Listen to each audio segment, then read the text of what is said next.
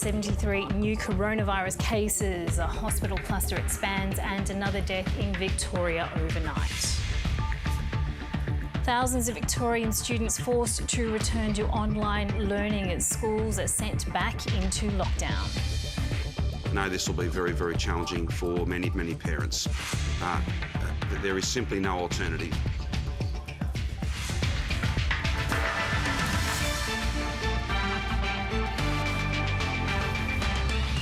Also ahead, another person from the Corowa pub tests positive as New South Wales confirms charging return travellers for quarantine. Beaches closed after a 15-year-old boy is killed by a shark on the New South Wales mid-north coast. And Australia captain Mile Jedinak, who led the Socceroos through 2 World Cups, hangs up his boots.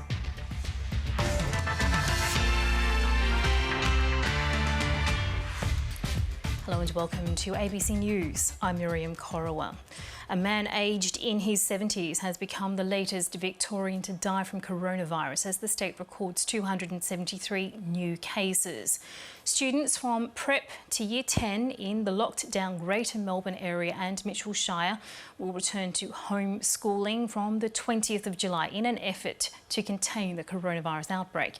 Meanwhile, it's been confirmed today that travellers returning to New South Wales will be billed $3,000 for their 14 days of hotel quarantine. Reporter Margaret Paul is in Melbourne and we have New South Wales political reporter Ash Raper in Sydney. First to you, Margaret, just take us through those latest figures out from Victoria. Oh yeah, a really dispiriting morning here in Melbourne as this is the first weekend of that second lockdown. Now we knew it would be a while before we start to hopefully see the numbers taper off, but as you mentioned in that introduction, 273 new infections here in Victoria. I'm here in North Melbourne out the front of the public housing flats where there's been a cluster, and one of the numbers that was confirmed at this morning's press conference was that the number of 145 is the new number from the infections in the housing estate here in North Melbourne and Flemington, and also worryingly 22 in the public housing flats in Carlton as well. So they're just some of the numbers as well. A hospital cluster, the Alfred Hospital in Melbourne has had 8 staff members test positive, which is worrying. And you just think about all the pressure that that's putting on the contact tracers that have to contact everyone who's been in contact with those staff members and all the people in the flats. So a lot here in Melbourne. It is a lot of work there, some 1,500 active cases. So, Margaret, just take us through as well what the Premier Daniel Andrews had to say about schools today. Yep, and so the Premier and the Chief Health Officer at that media conference we've just seen earlier, talking about, yes, parents will have to go back to remote learning, which was such a challenge for so many parents and families and schools last time, and they will have to do it all over again.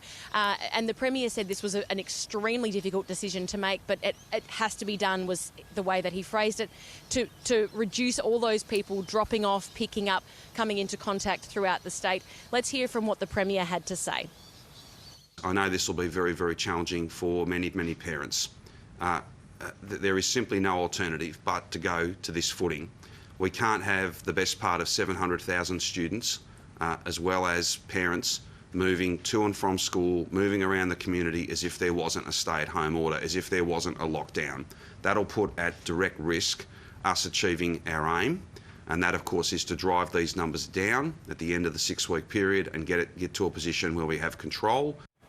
Daniel Andrews there. And Margaret, some interesting use of language from the Premier Daniel Andrews as well, saying that everyone in Victoria is essentially on the front line with fighting this latest outbreak there. How are people coping with lockdown the second time around?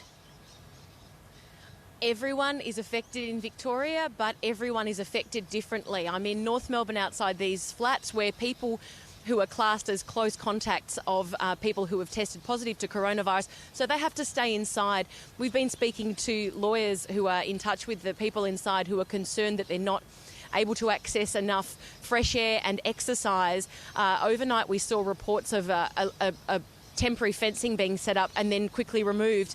So, and that's to try and get the residents exercise. So that's one way. But of course, gosh, parents of especially young children who managed to get through remote learning last time, it's really just feels like a kick in the guts for those parents. I'm one of them. My friends are them. So it's, everyone is affected. But I'd like to also tell you, we heard from a man in his 90s who died from coronavirus. His family spoke to ABC News yesterday and spoke about how hard it is having your loved one die from coronavirus and not be able to visit them when they're dying. So every Victorian, and especially Melburnians and in the Mitchell Shire, we are all affected, but it affects different people in different ways. And everyone who is affected, who is the most affected, who I've spoken to, the message has been the same, and the same from the health authorities. Please be safe, stay home unless you need to go out for those 4 essential reasons. Wear a mask if you can't safely socially distance from people. It is everyone's responsibility to make sure that we are not affected in those really, really horrible ways. A massive undertaking. Our reporter Margaret Paul there in Melbourne. Let's now go to Sydney and Ash Raper, who has been listening to the New South Wales Premier Gladys Berejiklian speak in Sydney today. So Ash, just give us some detail, particularly around that pub cluster that we've been hearing about.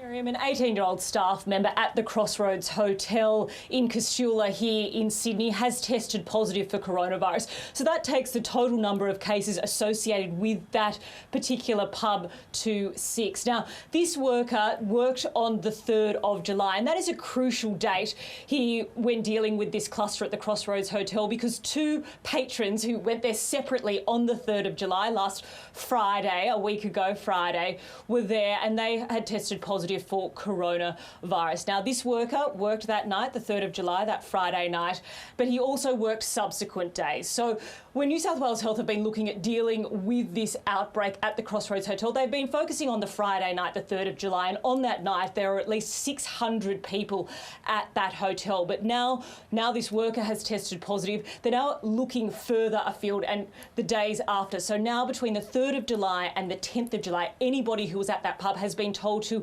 immediately self-isolate, stay at home and wait to hear from New South Wales Health. If they have any symptoms, please go and get tested, is the message from New South Wales Health. Now, the Premier said, yes, this may seem extreme and potentially it does affect hundreds, if not thousands, of people who went to this pub, this very large pub, the Crossroads Hotel in Casula. But Gladys Berejiklian says this is necessary to stop the spread of this virus. We want our absolute focus to be on clamping down on community transmission in New South Wales. That's where we're at. That's how serious things are. We have literally the next few weeks to continue on the strong path we've been on. Otherwise, we'll go down the path of Victoria. It's up to us. And as government, we need to make the decisions, but also send very strong signals to everybody about what our focus needs to be. It's about stopping that community transmission. Gladys Berejiklian there. And Ashley, we also heard from the Premier giving confirmation that travellers returning to New South Wales from overseas will be charged for their hotel quarantine. What's involved there?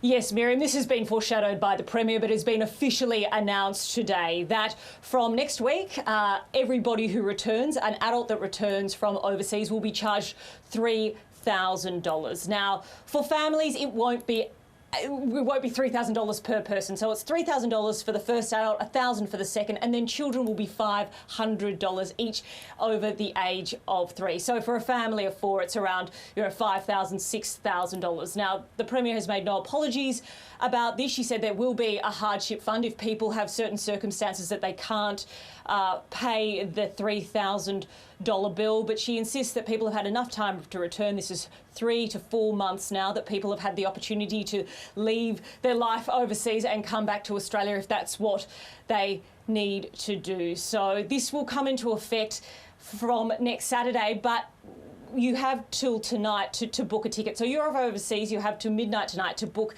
a ticket. It might not have to be for this week, but in a couple of months, but you can still avoid paying that $3,000 if you book a flight home within the next 12 hours. So our reporter Ash Raper there in Sydney, and also our reporter Margaret Paul in Melbourne, giving us the latest there on the coronavirus situation in New South Wales and Victoria. Now, Australia's iconic national parks will be given a major handout from the federal government to help create jobs and bring back tourists. In the NT Uluru in Kakadu and the Budari Park in New South Wales South Coast are some of the parks that will benefit from a $233 million funding boost. Environment Minister Susan Lee says it's important to support national parks while overseas tourist numbers are down. It's the biggest single investment in our Commonwealth national parks.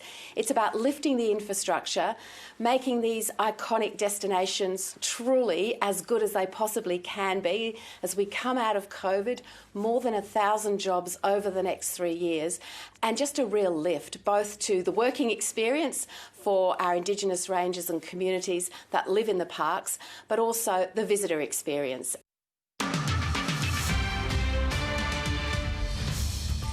Drum lines are being set off the New South Wales mid-north coast as authorities investigate a fatal shark attack north of Coffs Harbour.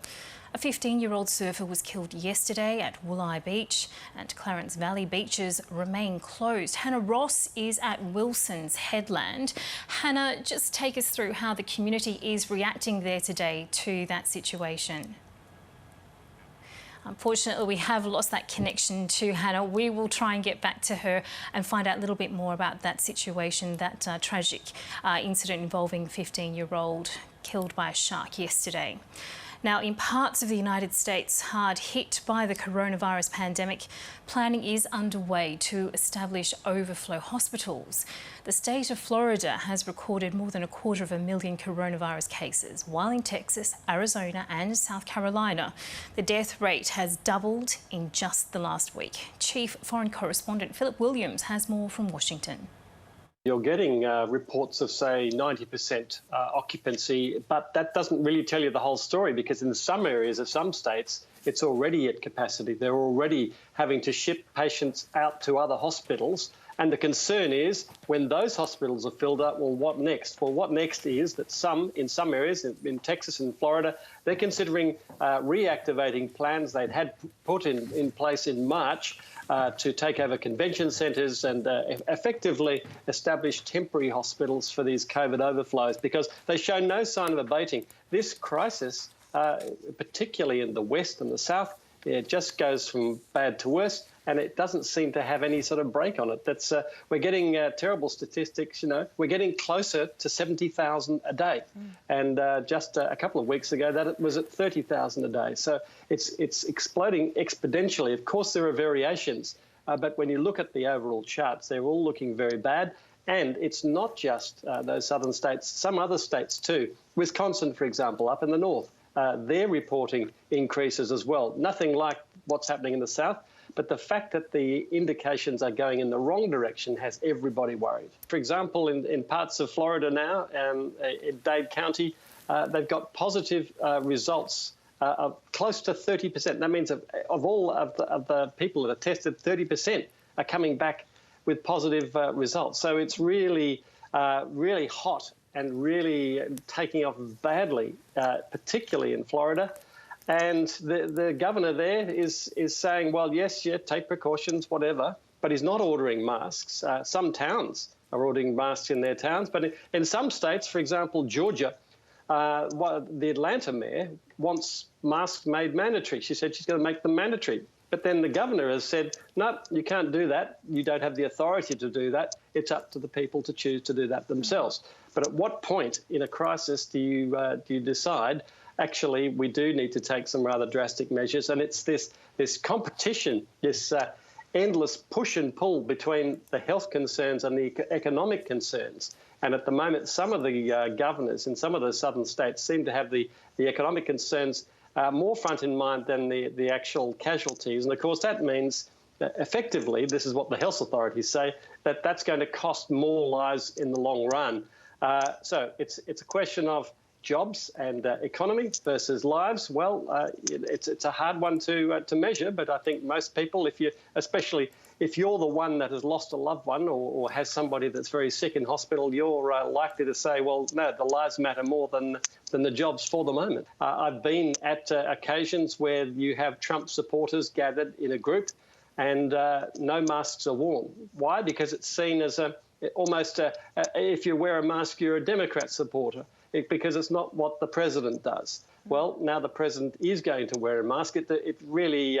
it's going to be interesting to see if this is a one-off occasion or whether this is breaking a new tradition for him.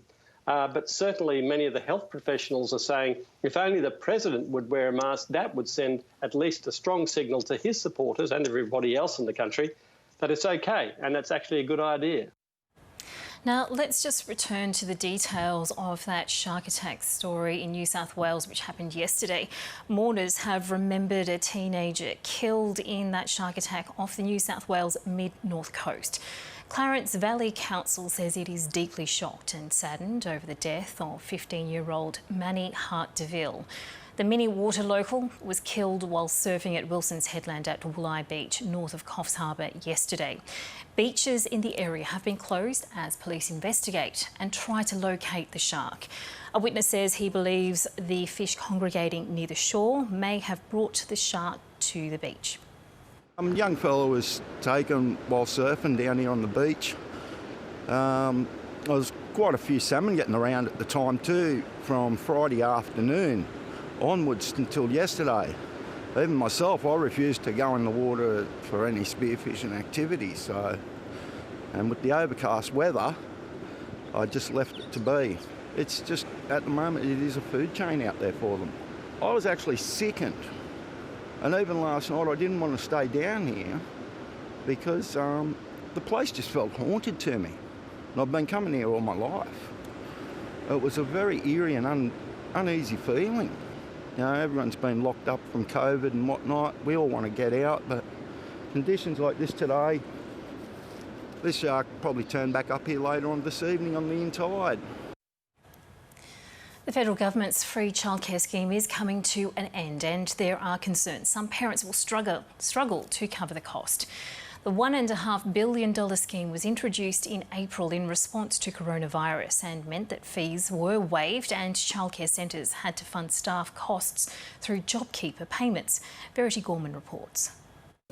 From tomorrow, families will have to start paying for childcare fees again when the federal government's free childcare program comes to an end.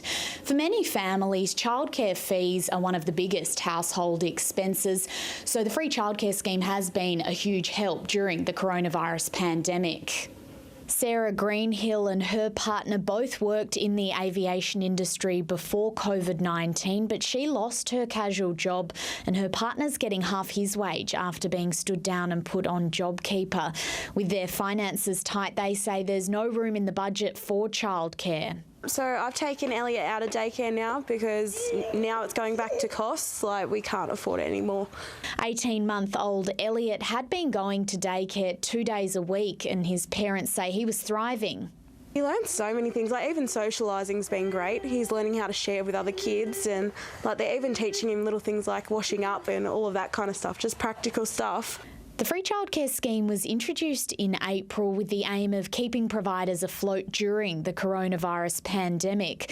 While it provided welcome relief for many, it had the opposite effect on Killy Hancock's business. She opened her childcare centre in September and says many of her staff weren't initially eligible for JobKeeper. All the fine print was that you had to be open 12 months and we obviously didn't fit that category. We only just found out that we got approved for May, which is a massive relief. It means that we're only kind of half in the negative now than we were before, but again, it took a very long time for that to come through. Killy Hancock says she had a 50% drop in her revenue because of the free childcare scheme, and it pushed her business to the brink of collapse. She's glad it's coming to an end. It's a massive relief. It's really, really helpful. It'll help us to kind of get back on track, which is really nice.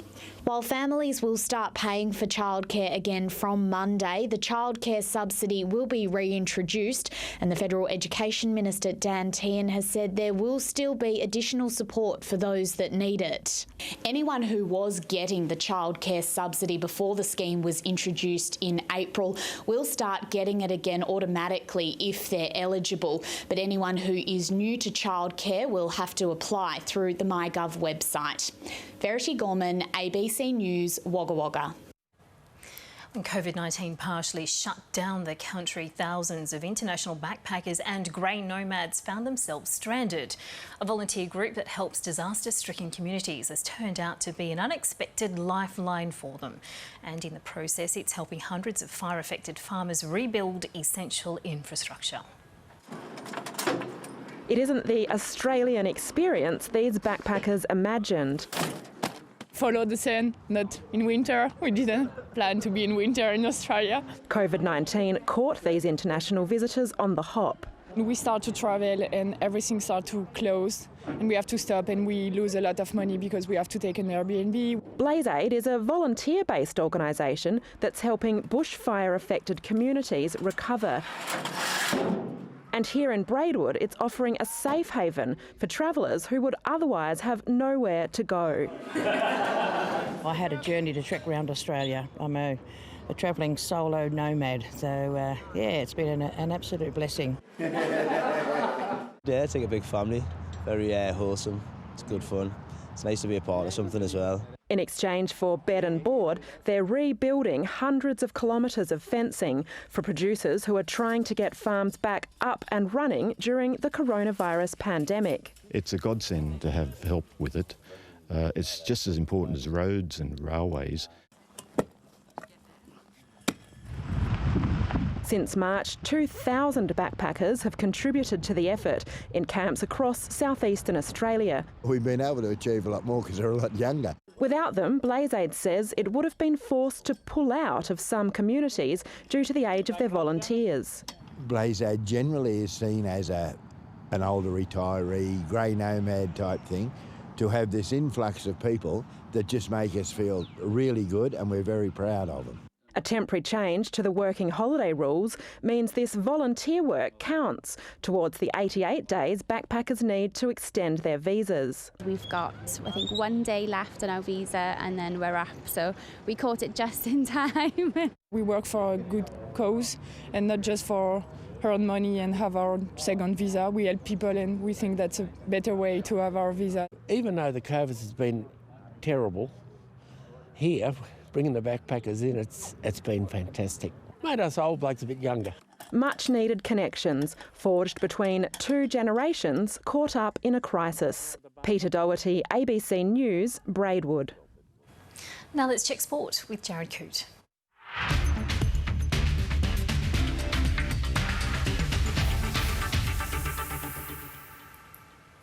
Canberra's premiership hopes have been dealt a massive blow with Josh Hodgson picking up a suspected ACL injury in the Raiders' 20-14 loss to Melbourne. Hodgson picked up the injury late in the first half. The Storm took a 12-6 lead into the break after the Raiders controversially went a man down and then immediately conceded a late try. Ryan Papenhuyzen then produced a brilliant solo effort to wrap up the victory for the Storm. Earlier, the Broncos beat the Bulldogs 26-8 to break a 6-game losing streak, and Charlie Staines scored 4 tries on debut as Penrith thumped the Sharks 56-24.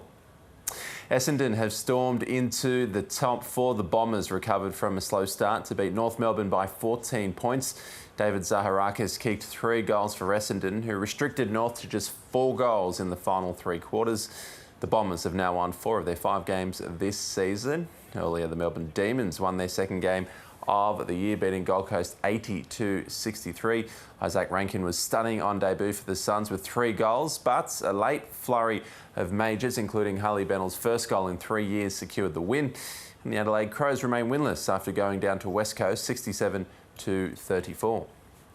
Some of the way we play, it's a little bit of a new role as well. So we're just trying to put all that together, and that's why we've said a few times over the last month or so that a lot of the stuff we're doing is a little bit of a change on what we've done in the past, and we're just going to stick at it, keep believing in it, and getting better at it. Former Socceroos captain Mile Jedinak has announced his retirement from professional football. The former Central Coast, Crystal Palace and Aston Villa midfielder has not played since September 2018, but made the announcement to retire from playing this morning. The 35-year-old made 165 appearances for Palace and was instrumental in helping the club get promoted to the Premier League. Jedinak represented the Socceroos 79 times, featuring 3 World Cups, 2 as captain. Liverpool's 100% winning record at home this season has come to an end after they drew 1-1 with Burnley. The Reds can no longer beat the record for most wins in a season, but can still break Manchester City's points total record with victory in their 3 remaining games. City themselves easily beat Brighton 5-0. Socceroos goalkeeper Matt Ryan had a day to forget for the Seagulls as Raheem Sterling slammed home a hat-trick, and Sheffield United moved to 6th position after beating Chelsea 3-0.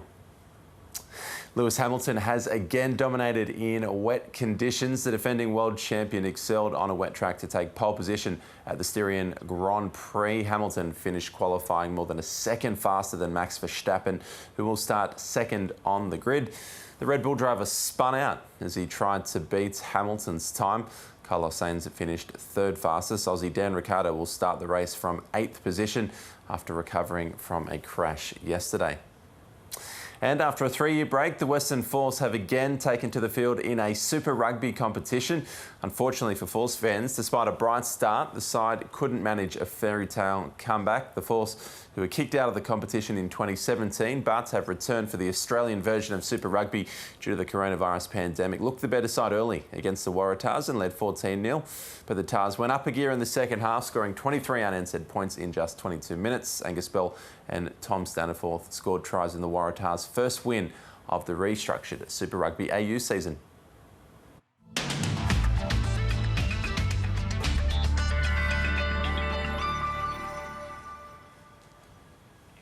On a satellite image, a low with troughs and a cold front over the southeast are bringing showers and storms to South Australia, Victoria, New South Wales and southeast Queensland. Onshore flow will see showers extend into Tasmania and northern Queensland. A high is keeping conditions more settled in the west. Looking around the country for today, sunny and warm for northern Queensland. A late shower expected in the southeast. New South Wales and the ACT will have showers throughout. Some snowfalls on the Alps and cool temperatures. Storms ahead in Victoria, a chilly day across the state. To Tasmania, morning fog in the southeast will clear for a sunny day, a possible storm in the north. Showers easing in South Australia for a bright and cold Sunday. For WA, sunny skies, cool to mild in the south, warm in the north. And generally warm across the top end with a cool wind over the NT interior.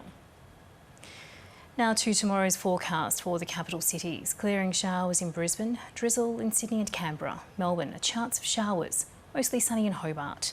Light cloud over Adelaide, Perth, a possible thunderstorm, and sunny with a top of 32 in Darwin. That is the latest from ABC News. I'm Miriam Corowa. Thank you for your company.